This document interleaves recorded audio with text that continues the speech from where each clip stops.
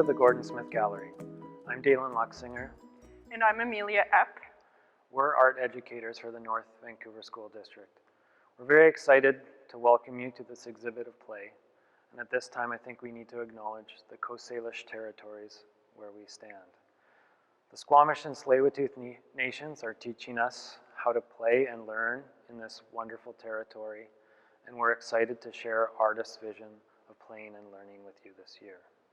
Through this video, we're going to share with you some of the artworks in this exhibition, and we'll provide some opportunities for you to look closely and to brainstorm ideas and responses to the artwork, and you'll also have a chance to do some drawing.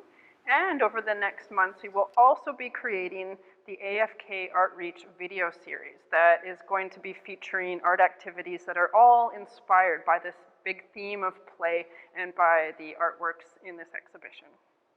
The activities in this video connect to lesson number 1 in the grade 5 second step program. And that lesson focuses on empathy and respect. Before we go any further, take a moment to write the following question in a bubble on the board or on a big piece of paper. What do we learn when we play?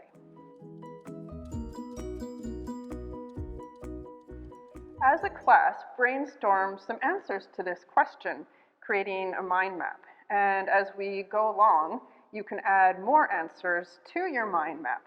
And optionally, if you will be joining us for a live virtual gallery tour, please take a photo of your finished class mind map and send it to us at AFK so we can see it before we meet you in your virtual gallery tour. Before talking about some of the art in the gallery, we're first going to pause and talk a bit about respectful communication. When we're talking about art and when we're making art, we're both exploring and playing with ideas and materials. And in order to do this, it's really important for everyone to feel safe. So before we get started, let's pause and create some ground rules that guide respectful communication. The second step program teaches about the connections between empathy and respect. And these are skills that can be practiced through play. Having empathy helps you to respond in a caring and a respectful way to others. What does it look like to treat others in a respectful way? You could pause the video here and brainstorm what this looks like as a class. One good way to think about how to be respectful of other people is to consider how they would like to be treated. And we can remember that this might be different from the way that you would like to be treated. So again, let's give some thought to a list of rules that could guide the way that we respond to and communicate with others about art making and artworks. So if you haven't done this already, you could pause the video and as a group, brainstorm a list of rules that will guide your respectful communication as a class. It's important to remember when we're talking about someone else's art to not use put-downs, which is something you say that could make another person feel bad.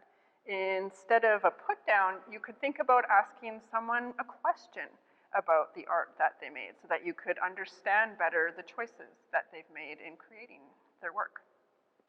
Now, let's talk about some art. So play is an important part of life. Play teaches us about how our own bodies move, about how to interact with other beings around us, and about our own personal set of emotions. So take a look at this artwork beside me by an artist named Kanoyuak Ashevak. I'm going to ask you some questions about this artwork, and you could pause the video after each set of questions to discuss your answers. You'll discuss with a partner now in a way called Think, Turn, Tell, which is a method that's used in the second step program. So what you'll do is you'll think about your answer, you'll turn to your partner, and then you'll share your response. This is similar to Think, Pair, Share. So take a moment to look closely at this artwork. Notice the animals that are included. How are they arranged and what are they doing? How are they connected to one another? What adjectives or descriptive words might you use to talk about the relationships between the animals in this print? How do you think these animals feel in this relationship? This artwork is called Between Friends. What does this tell you about the artwork and the artist's intentions? And can you think of a time that play helped you to feel connected to another person or to a group? After answering some questions about this artwork, could you go back to the first mind map that we created, answering the question, what do we learn when we play? And could you add anything to this mind map at this point? Now, here at the gallery, we think about this print as being the perfect introduction to this exhibition, because to us, it symbolizes relationships of trust and safety, such as friendships and mentorships. And in these kinds of relationships, we're able to take risks and play. When collecting artwork for this exhibition, we thought about ways that non-human animals play, such as whales and birds. So now you'll do think, turn, tell with a partner and consider the following questions.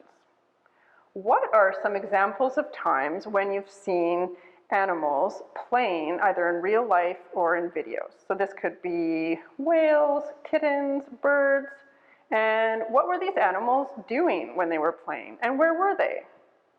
And now think about what are some things that animals might learn when they're playing. Now we're going to do some drawing in response to 4 artworks from this exhibition. And all of these artworks feature birds. So in order to do this drawing activity, you'll need some simple materials. Each person will need 4 sheets of paper. And these are quite small. They are just 3 inches by 3 inches in size. And every person will also need a drawing tool. I'm going to use a Sharpie. It should be some kind of drawing tool that makes a nice dark mark. And you'll also need a glue stick. And then the whole class will share 1 large sheet of paper. So in a moment, I will show you each of the 4 artworks. And while you look at each artwork, you're going to take one of your square pieces of paper and you will choose a bird from that artwork and draw it here on your square. And you will want to make sure that the drawing that you do fills most of this square. It's not a teensy tiny drawing that just is in the center. It should be a drawing that's big enough to fill your square, similar to what I've done here. And each image will appear on the screen for a short amount of time. And if you need more time as a class, you could always pause the video to give you more time to look at the image and to draw. So when you're finished, you will all have 4 drawings of birds.